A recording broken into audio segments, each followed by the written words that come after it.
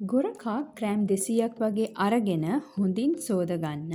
අපි කඩෙන් කිරලා ගේන ගොරකවල වැලි තියෙන්න පුළුවන්. ඒ නිසා 4-5 පාරක් වගේ වැලි ඉවත් වෙනකන් සෝදගන්න ඕනේ.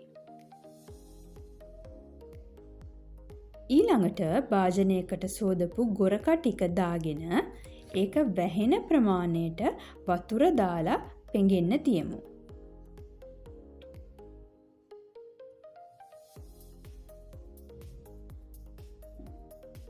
පැයක් වගේ පෙඟුනට පස්සේ අපි ඒක මැටි භාජනයකට ඉවත් කරගමු.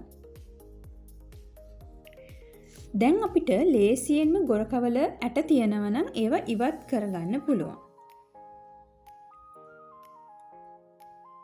ඊට පස්සේ මම කරන්නේ අපි අර පෙඟෙන්න දාපු වතුරකින් ටිකක් මේ ගොරකා එකට එකතු කරගන්නවා. ඒකේ මණ්ඩි වගේ ටික දාගන්නේ නැහැ.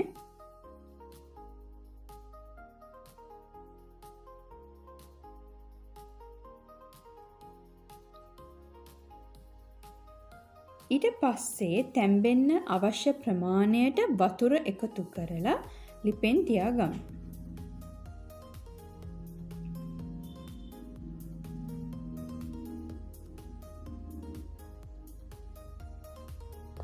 මේකට ලුණු තේ හැඳි 3 කාලක් වගේ එකතු කරගන්න. විනාඩි 45ක් 50ක් වගේ හොඳින් තඹ ගන්න. තැම්බෙනකොට වතුර මදි නම් වතුර ටිකක් එකතු කරගන්නත් පුළුවන්. දැන් මේක අපි බ්ලෙන්ඩර් කප් එකකට එකතු කරලා හොඳින් බ්ලෙන්ඩ් කරගමු.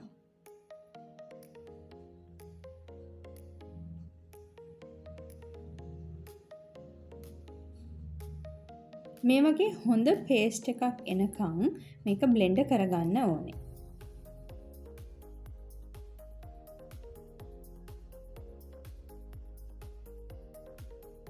ඊළඟට මේක ඇසුරුම් කරගන්න මම වීදුරු ජා එකක් අරගෙන තියෙනවා. හොඳින් හොදලා වේලලා අරගන්න. ඉතින් මේ විදියට ඇසුරුම් කරලා ෆ්‍රිජ් එකේ අපිට කල් තියාගන්න පුළුවන්.